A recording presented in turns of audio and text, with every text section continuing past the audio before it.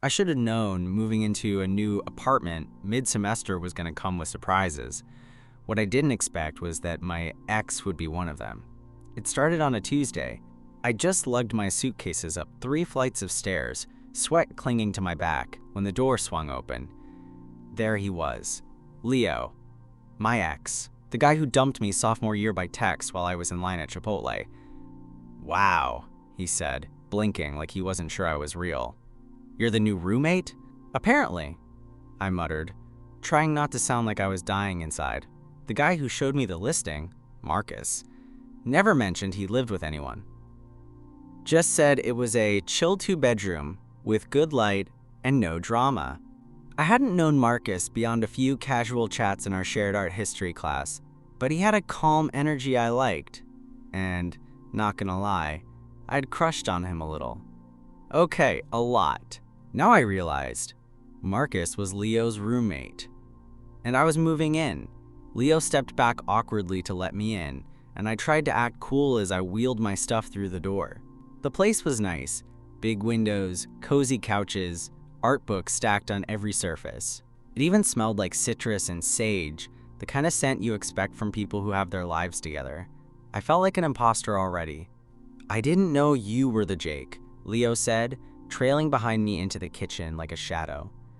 "Marcus didn't say your name when he said we had a new guy." "Yeah, well," I said, setting my backpack down with a little more force than necessary. "Small world, too small," he said quietly, then cleared his throat and disappeared into his room. I didn't see Marcus until later that night. I was unpacking in my new room when I heard his voice outside, deeper and smoother than I remembered. He laughed at something Leo said, and that laugh, God, that laugh. I had to pause, just to breathe. Then there was a knock. "Hey," Marcus said, leaning against my doorframe, barefoot in joggers and a white tee that did dangerous things to my concentration. "Settling in okay?" "Yeah. Thanks again for the spot." He smiled, and it was almost enough to make me forget Leo even existed. "I didn't realize you two knew each other," he said. "You and Leo." I froze, unsure what to say. "Yeah, we, dated a while ago." Marcus winced. "Damn, I had no idea. If that's weird for you." "No," I cut in too quickly. "I mean, yeah, it's weird, but it's fine. I needed the room, and you guys seem chill." "Mostly," he said, smirking a little. "Well, if it gets too weird, just let me know. You seem cool. I'm glad you're here." Then he was gone, walking back down the hall. I stared after him for a moment longer than I should have. That night, I couldn't sleep. Every creak of the apartment sounded like footsteps, and my mind kept circling 2 thoughts: why Leo hadn't told Marcus about me, and what Marcus meant when he said I seemed cool. By the second week, things got more complicated. Leo was barely around, thank God, but when he was, he acted like I didn't exist. Meanwhile, Marcus and I started clicking. We'd stay up late in the kitchen, talking over tea or splitting frozen pizzas. He'd lean against the counter, bare feet crossed, listening with that intense focus that made me feel like the only person on earth. One night, he said something that caught me off guard. "You ever think some people just enter your life at the wrong time?" he asked, eyes still on the tea kettle. I nodded slowly. "All the time." He glanced over at me then, really looked at me, and I felt it. Something charged in the air between us. Later that night, I lay in bed, wondering if it was all in my head. But then there was a quiet knock on my door. And when I opened it, Marcus was standing there. Marcus stood there in the doorway, one hand on the frame like he wasn't sure whether to come in or apologize for knocking. His hair was messy, damp at the ends, like he'd just come out of the shower. He wore a loose t-shirt and gray joggers, the kind that hung low on his hips. I didn't trust myself to speak for a second. "Sorry," he said quietly. "I didn't wake you, did I?" "No," I lied. "Couldn't sleep." He hesitated, then nodded and looked down the hallway like he was second-guessing everything. "I was gonna see if you wanted tea," he said, voice softer now, like it wasn't really about tea. "Yeah," I said. "Sure." He smiled, the corner of his mouth lifting just enough to send my heart into overdrive. In the kitchen, everything was dim except for the under-cabinet lights. He moved like he belonged in that space. Confident but calm, familiar with the hum of the electric kettle, the little jar of chamomile bags. I sat on a stool by the counter, watching him, wondering if he could hear my thoughts. He handed me a mug and leaned against the opposite counter, sipping his own slowly. For a minute, we just stood there in silence, the steam from our cups curling into the air between us. "Leo told me," he said finally, without looking up. "What happened between you two?" I didn't say anything. My stomach tightened. "He said he screwed it up," Marcus continued. "Didn't go into details, but I figured that part out." I shrugged. "It was a while ago." Marcus nodded like he understood more than he let on. Then he met my eyes. "You still into him?" "No," I said a little too fast. He smiled into his tea. "Good." That word hung in the air, heavier than the steam. I couldn't look away from him. There was a tension in his shoulders, like he was holding something back. And then he set his mug down slowly, walked over, and stood in front of me. I felt my pulse spike. "I wasn't going to say anything," he said, his voice low now. "I mean, I didn't think it mattered. But I've kind of had a thing for you since last semester." My brain short-circuited. "When we were in art history," he added, "you used to sit by the window, and I'd watch you sketch during lectures. I thought you were just zoning out," I said, trying to keep my voice steady. "Nope," he said, smiling. "I was watching you." I didn't know what to say to that. My whole body felt like it was being lit from inside, not with adrenaline, but with something deeper. Want. Curiosity. That aching sense of maybe. Marcus stepped closer. "I don't usually do this," he said.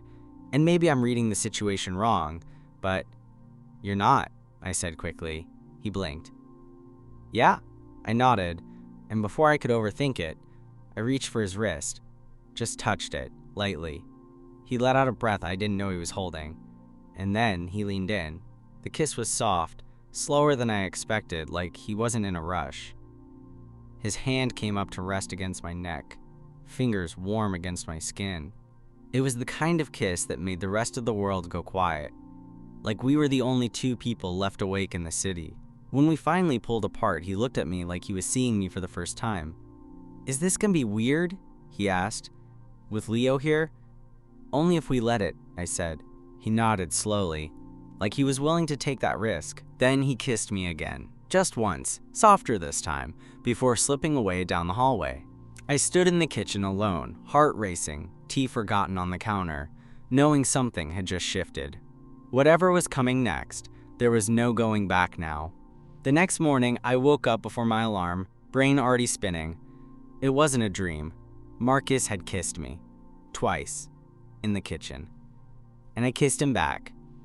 I lay there for a minute, staring at the ceiling, trying to replay every detail like it was a movie. The way his voice dipped when he said he'd had a thing for me. The heat of his palm against my neck. The way the kiss felt less like an accident and more like something we'd both been waiting for. I heard movement in the kitchen and got up. I hesitated in the hallway, wondering what the vibe was going to be. Would he act normal? Would he regret it? Would he even look at me? But Marcus wasn't in the kitchen.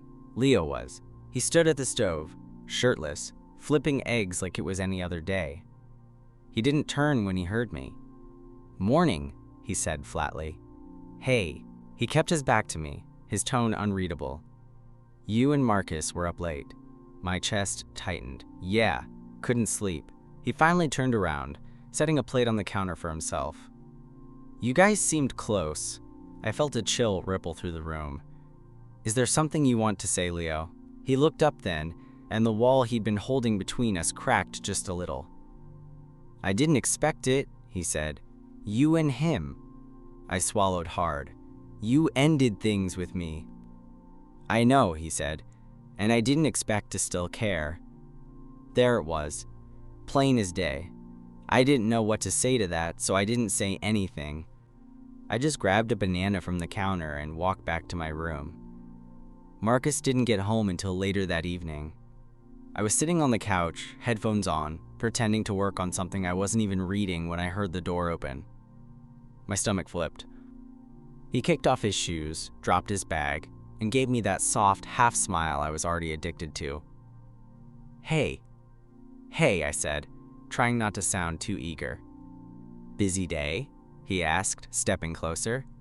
Not really. He nodded, hovering near the couch like he wasn't sure if he should sit or kiss me or both. Listen, he said, glancing over his shoulder toward the hallway. Is this gonna be weird with Leo? I sat back. He knows. Marcus raised an eyebrow. Already?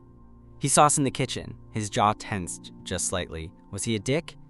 No, but he said he didn't expect to care. Marcus sank onto the couch beside me. Do you? Do I what? Care what he thinks. I stared at the muted TV. I used to, but I think I've been stuck in the idea of him, not the real thing. You know? He nodded slowly. I get that. Then, after a pause, I don't want to be a rebound. You're not, I said. And I meant it. He looked at me for a long moment, then leaned in. This time, the kiss was different. Deeper. More sure. His hand slipped into my hair, pulling me a little closer. And just when it was getting good, a door slammed. We both froze. Leo stood in the hallway, keys in hand, watching us. His mouth was a flat line, his eyes unreadable. Then, without a word, he walked into his room and shut the door behind him. Marcus leaned back, sighing. Well, that's probably not ideal. Nope, I said. But despite the awkwardness, the weird triangle we just stepped into, I didn't regret the kiss. Not even a little.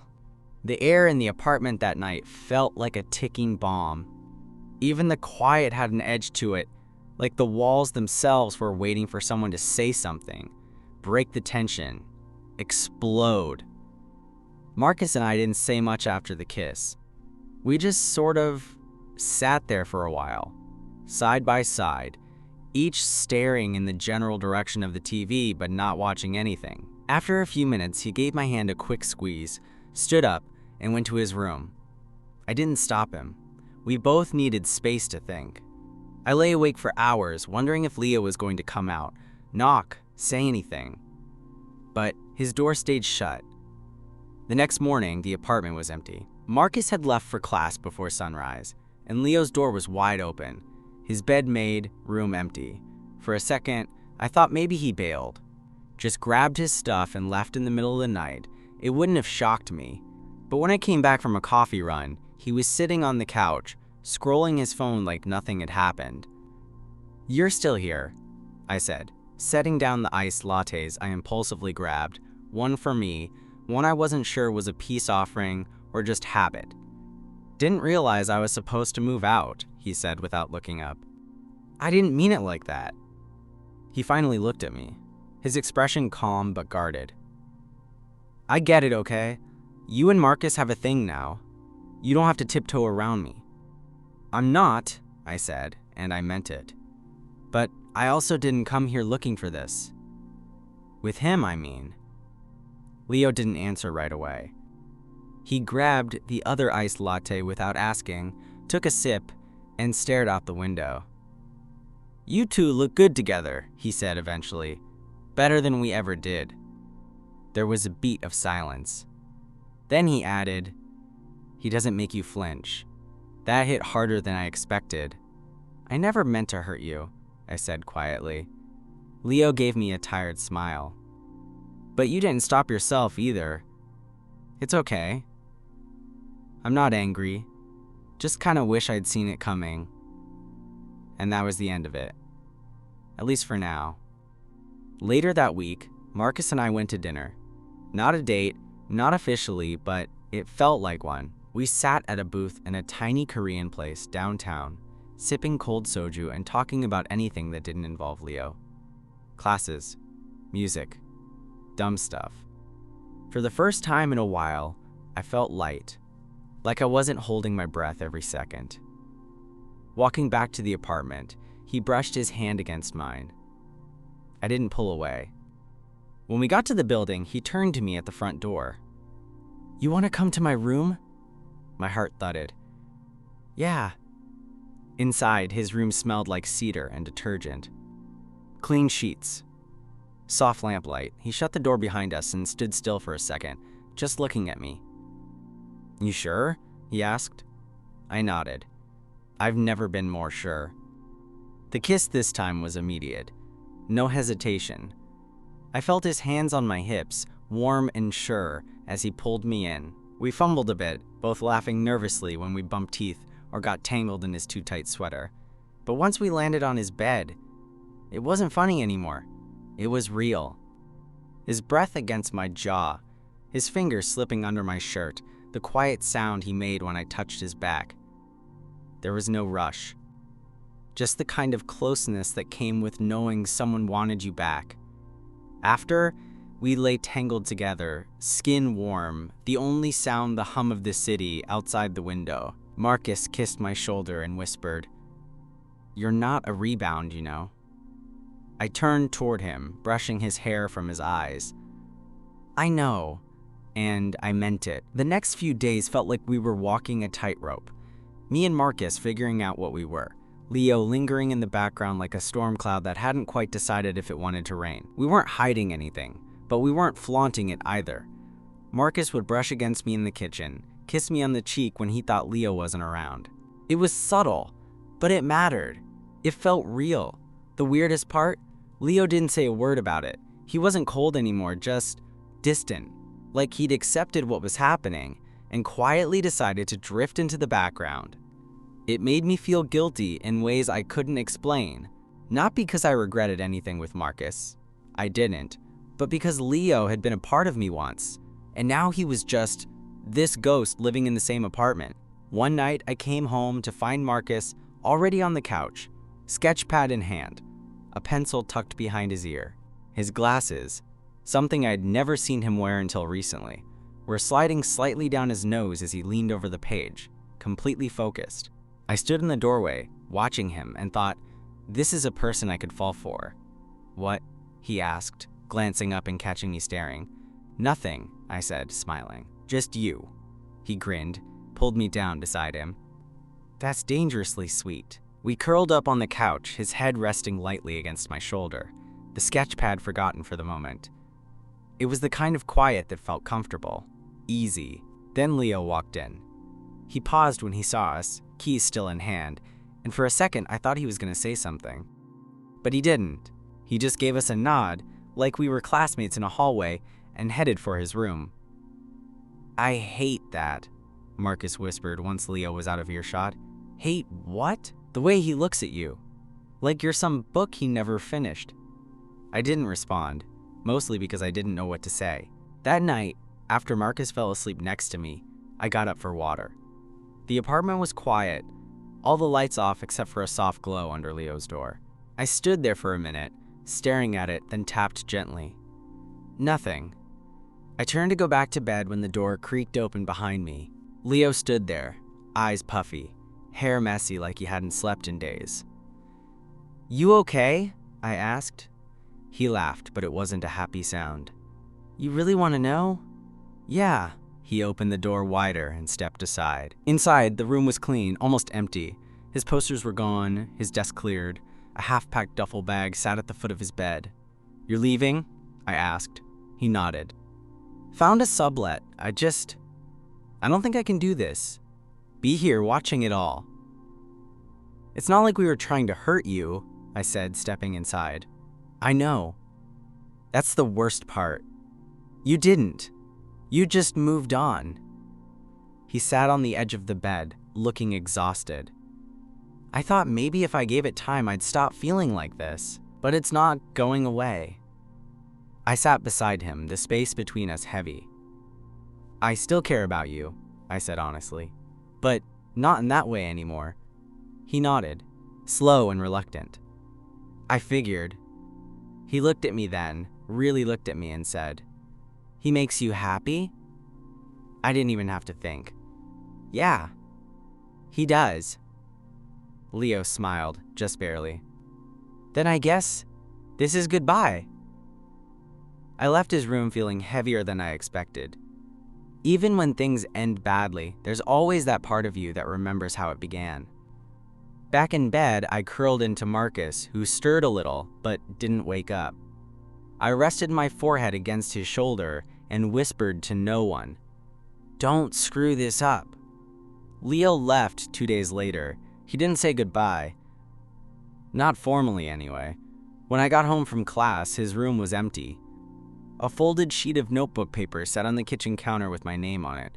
I hesitated before opening it. "Jake, no hard feelings. Really.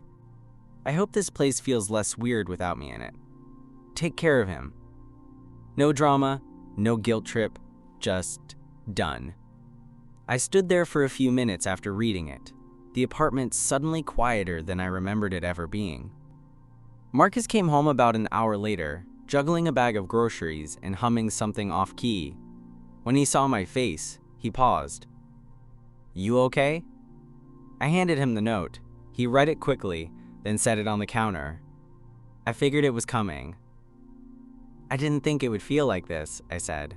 "Final." He put the groceries down, came over, and wrapped his arms around me. I let myself lean into it. "Sometimes closure doesn't feel good," he said softly. "Just necessary." That night, we made pasta, drank wine, and ate on the couch with our legs tangled under a blanket. Marcus rested his chin on my shoulder at one point and whispered, "You're not going to disappear on me too, right?" "Not a chance," I said. He smiled, but I could tell he was only half kidding. The next few weeks passed in a blur of routines slowly shifting. Leo's empty room stayed closed, though we joked about turning it into a studio or gaming den. Eventually, a new guy moved in, Tyler, some grad student who kept to himself and wore too much cologne. But it didn't matter. The vibe was different now. Better somehow. Marcus and I were figuring things out. We weren't putting labels on anything, just taking our time. We still had our own rooms, but most nights we fell asleep in the same bed. I started leaving a toothbrush in his bathroom. He started stealing my hoodies. There was this one night, maybe a month after Leo left, when we were both sprawled on the floor, high on late-night pizza and cheap wine, that Marcus turned to me and said, "You know what I like about you?" I blinked. "That I always leave the last slice for you?" He laughed. "No, well yeah, that's hot, but I meant you never pretend." "Pretend what? To be cooler than you are? Or tougher? You just say what you feel." I raised an eyebrow. "That's what you like?" He nodded. "It's rare." I didn't know what to say, so I kissed him. Long, slow, and soft. That kiss said more than any conversation we could have had. It wasn't perfect. There were still awkward mornings and dumb miscommunications. Like the time I forgot to tell him I'd be working late, and he waited up, worried. Or the time he accidentally called me Leo in passing and immediately turned red from embarrassment. But the thing that stuck with me the most was how, even in those small imperfect moments, we kept showing up for each other. He didn't run when I got quiet. I didn't shut down when he asked hard questions. We were building something real. Spring came fast. One morning, I woke up to the window cracked open and the scent of rain on the air, and realized how far we'd come. Me and Marcus. This place. Everything. I used to feel like I was holding my breath in this apartment, back when Leo still lived here, back when everything felt like a maybe. But now, waking up in Marcus's bed, tangled in his sheets, hearing him grumble as he pulled the blanket over his head, that was real. One Saturday, he dragged me out to the farmer's market, claiming we needed, quote, sunlight and overpriced fruit. He held my hand the entire time, not caring who saw. We got coffee, wandered through stalls, and people watched while sharing a carton of raspberries. A random woman even asked if we were newlyweds. Marcus just smiled and said, "Not yet." I choked on a raspberry. Back at home, I found myself sitting at my desk, staring at a blank Word doc. I was supposed to be working on a paper, but instead, I was thinking about how none of this was planned. I didn't move in expecting to fall for my ex's roommate. I didn't expect the awkward dinners, the slow-burning glances, the way Marcus would kiss the back of my hand when I was stressed. I sure as hell didn't expect love. That night, we were brushing our teeth, me in boxers, him in those ridiculous pineapple print pajama pants, when I caught him watching me in the mirror. "What?" I asked. Toothpaste foam in my mouth. He shrugged. "You're just kind of beautiful, that's all." I spat into the sink, trying to laugh it off, but it hit me right in the chest, because I believed him. Later, in bed, he curled against me, head on my chest, fingers drawing lazy shapes on my stomach. "Do you ever think about where we started?" he asked quietly. I nodded. "I thought you were out of my league." He laughed softly. "You were too busy pretending to take notes in art history." "Hey, I passed that class. With my help." "Okay, professor." He kissed my collarbone. "I'm glad you moved in. Even with all the baggage?" He propped himself up on one elbow, looking me dead in the eye. "Especially with the baggage. Because it made you real. And it brought you here." I stared at him for a long second, then said the thing I'd been holding in for weeks. "I love you." He didn't flinch. Didn't look surprised. He just smiled that slow, crooked smile I'd come to crave. "I love you too, Jake." It didn't need to be dramatic. There weren't fireworks or sweeping music. Just the quiet comfort of someone choosing you, not just when things are easy, but especially when they're not. And as he pulled the blanket over both of us and tucked his face into my neck, I realized I didn't care how the story had started. This was the chapter I wanted to live in.